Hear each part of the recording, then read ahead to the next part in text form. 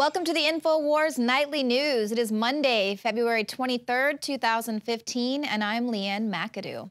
Well, a Saudi newspaper is claiming that Islamic State might be getting its hands on Libya's chemical weapons. But there's just one problem with that. The New York Times already reported more than a year ago that the last of Colonel Gaddafi's chemical weapons had been destroyed. Now, the newspaper reported on February 2nd of 2014 that the U.S. and Libya used a transportable oven technology to destroy hundreds of bombs and artillery rounds filled with the deadly mustard agent, which American officials had feared could fall into the hands of terrorists. Now, of course, now that the U.S.-trained and Gulf Emirate-funded Islamic State has threatened to take over Libya in the wake of U.S.'s invasion of the North African nation, the London-based Arabic newspaper Asharq al-Awsat says that the chemical weapons remain in Libya and they are in danger of falling into the hands of the Islamic State.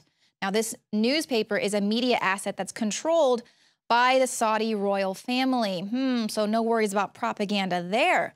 Now, the Times of Israel reports extremist militias in Libya have taken over stashes of chemical weapons which belonged to the late ruler Muammar Gaddafi. The sources expressed concern that the non-conventional weaponry, which included mustard gas and sarin gas, could find its way into the hands of Islamic State fighters. Now, this is in stark contrast to what the New York Times reported just over a year ago.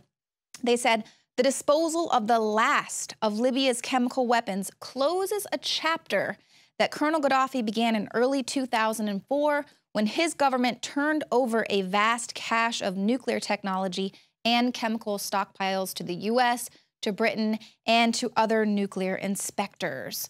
So it looks like we are witnessing another round of weapons of mass destruction. Of course, to get people behind going and attacking the Islamic State, they've got to ramp up these chemical weapons that the New York Times reported a year ago no longer exist. Of course, the media has been really hyping up in the last few weeks how ISIS is going to use Libya as the gateway into Europe. So this is just even going to further be the whole chemical weapons claim, the whole ruse they can use to ramp up the fear even further. And another thing that the mainstream media is hyping up is the supposed terror threat now facing us here in America at malls across America. The Department of Homeland Security Secretary Jay Johnson made the media rounds this weekend. He was warning shoppers at the Mall of America to be particularly careful after a terror group singled out this Minnesota supermall for attacks. A law enforcement official, however, reacted to Johnson's remarks, saying there's no indication of an actual threat against any malls in the U.S. And another DH official clarified Johnson's remarks later in the morning, saying Secretary Johnson didn't say that they should not go to the mall. He just told shoppers to be extra vigilant and that security was increased. So here we have the Department of Homeland Secretary just casually saying, oh, you know, you might just want to just be cautious over some terror attacks at the mall, but go ahead and go to the mall. So why would he just so casually throw that out there? Well, of course, we've been seeing it just running in cycle all over this weekend, and on the mainstream news, it makes for great news to say that there is a terror threat at the mall.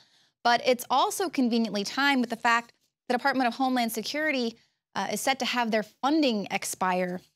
Now, Republicans, as you'll recall, held off on funding the Department of Homeland Security in that huge omnibus bill that they passed at the dead of night this past winter that they had to pass or the whole government was going to shut down.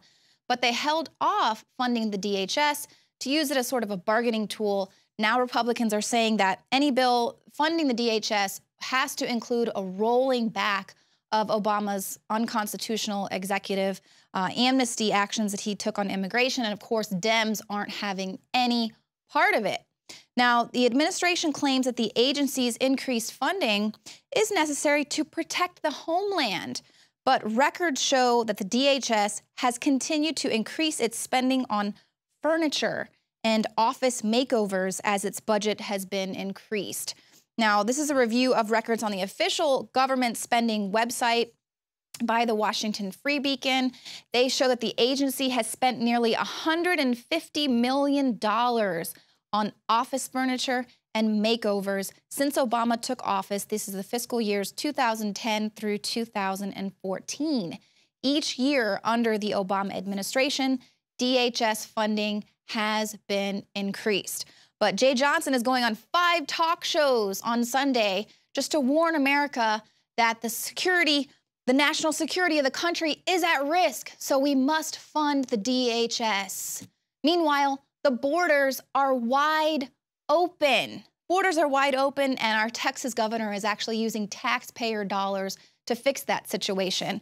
Now, Texas Governor Greg Abbott says that more than 20,000 illegal immigrants have crossed into Texas since the beginning of the year. Abbott said on the CBS show Face the Nation that since January 1st, we have had more than 20,000 people come across the border, apprehended, unauthorized. The problem is not going away. And of course, those are just the 20,000 people that have been apprehended. Who knows how many people made it across without being apprehended. Abbott said he's going to up the ante, adding more than 500 more DPS officers, more Texas Rangers, more technology, but he's going to be using Texas taxpayer dollars to secure the border and do the job that the federal government isn't doing but must do. Abbott says that more than 800,000 illegal immigrants currently live in Texas alone. Now, he said we're going to wait and see if Obama sticks to his promise. One of the promises that he made was that he was going to repatriate these people as soon as possible, because you'll recall that the promise that he made does not extend to any illegal immigrants who entered the U.S. within the last 5 years. But of course, that part of his plan, that message did not trickle down to the thousands, here 20,000 since the beginning of the year, of illegal immigrants who are flooding into the country with that last-ditch effort, hoping that they're going to be able to get their free ticket into America without the possibility of deportation. But Obama is also promising work permits and Social Security numbers, which is what the GOP fears will be impossible to roll back once it's in place. Now, a federal judge agreed with that last week, and he called a halt to that entire process. Now, Breitbart is reporting about more details coming from the Center for Immigration Studies. They are calling it a shadow work permit system, in which the Obama administration has issued millions of work permits beyond the levels mandated by Congress. CIS reports that between 2009 and 2014, the administration issued 7.4 million new work permits. This is above and beyond the annual 1.1 million new legal and 700,000 guest workers that are admitted into the U.S. So 7.4 million more than what they said, oh, we're going to just go ahead and allow this, and we'll stick to the plan, right? Well, they say the fastest growing category of these issuances were to illegal aliens, tourists, students, and family members of temporary workers. The largest categories of work permit issuances had an approval rate of 90% or greater. So 90% of people that applied for these work permits are coming into the country, being granted access. And CIS's Director of Policy Studies writes in her report that this huge number of work permits is going to inevitably reduce opportunities for U.S. workers, damage the integrity of the immigration system, and it encourages illegal immigration, which is, of course, we know that, but the administration wants to deny that that is going to be the effect of doing this. Now, Austin is just one of dozens of cities that are rolling out the welcoming mat, hosting welcoming committees for illegals. This is to help illegal aliens adjust to life here in the United States. The cities are partnering with the group called Welcoming America. It helps illegals find employment and housing while helping people who were born in this country understand and appreciate their new neighbors. Welcoming America touts itself as grassroots, but is in fact supported by President Obama, the United Nations, the Clinton Global Initiative, the Carnegie Foundation, and the German Marshall Fund. The knowledge of the ancients, tried and true, trusted herbs and extracts fused with the latest nutraceutical science. Introducing the all-new Ancient Defense Herbal Immunity Blend, crafted with over 14 key ancient herbs and extracts to supercharge and prepare your body for what experts admit is the most dangerous season of the year. We have rejected hundreds of other formulations in our quest to bring you what is simply the most powerful and comprehensive proprietary formula that we have ever created in the realm of herbal immunity. For the last 2 years, our team has been working with top doctors, nutritionists, and chemists to develop the ultimate nutraceutical formulation. Experience the benefits of combining over 14 ancient herbs and extracts with exciting new advances in nutraceutical science. For a limited time, get 25% off on this introductory offer. Visit ancientdefense.com or call 888-253-3139. ancientdefense.com.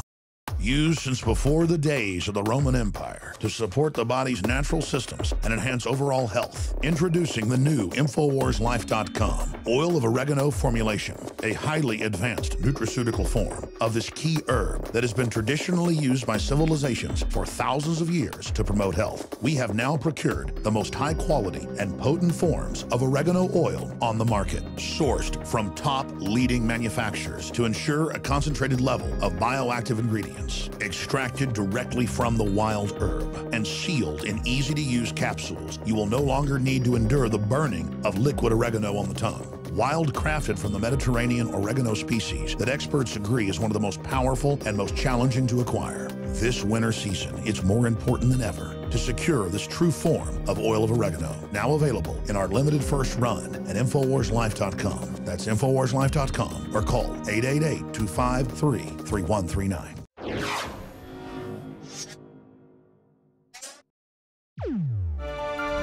Well, if you've been paying attention to the mainstream media today, you'll notice that they have been reporting on the Stingray cell phone towers. Of course, that's a sophisticated surveillance technology that police across the nation are using to sweep up your cell phone data. And of course, they're kind of pushing it across like, oh, this is a terrible thing, and they're probably using it a lot more than they say. Whatever will we do? But of course, they're not reporting on it so that you can actually stop this from happening and do something about it. They're kind of putting it out there so that now we know it's a de facto surveillance system that's in place. The Washington Post is kind of taking the angle that the secrecy surrounding this police surveillance equipment is undoing a lot of cases. This particular case that they report comes out of Tallahassee, Florida. A young man and his friend robbed a small-time pot dealer using BB guns, and under Florida law, that was robbery with a deadly weapon. Would have been a sentence of at least 4 years in prison. But before his trial, his defense team found out that they had used this secret surveillance technology. And of course, as we've reported, because we told you about this last year, us conspiracy theorists here at InfoWars, but we reported that rather than put it out there and let people know that this surveillance technology was being used, police were just doing a plea deal, or else they were dropping the case altogether because they would have non-disclosure agreements with the Stingray company so that they would not have to let taxpayers know how much money they were spending on these programs or how they were utilizing these programs.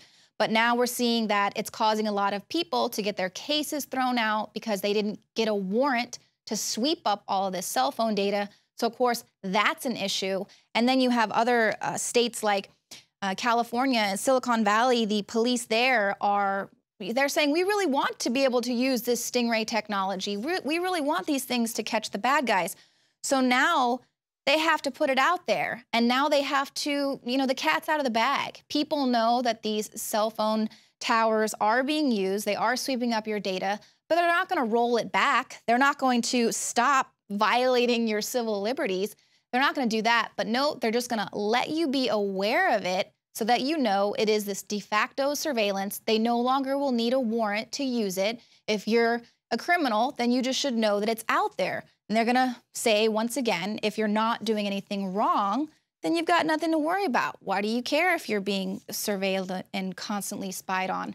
But of course, when the tables are turned, when there is an app that's out there that allows users to not only report traffic accidents or where there's not a huge backlog of traffic, but to also let other users of the app know when there is a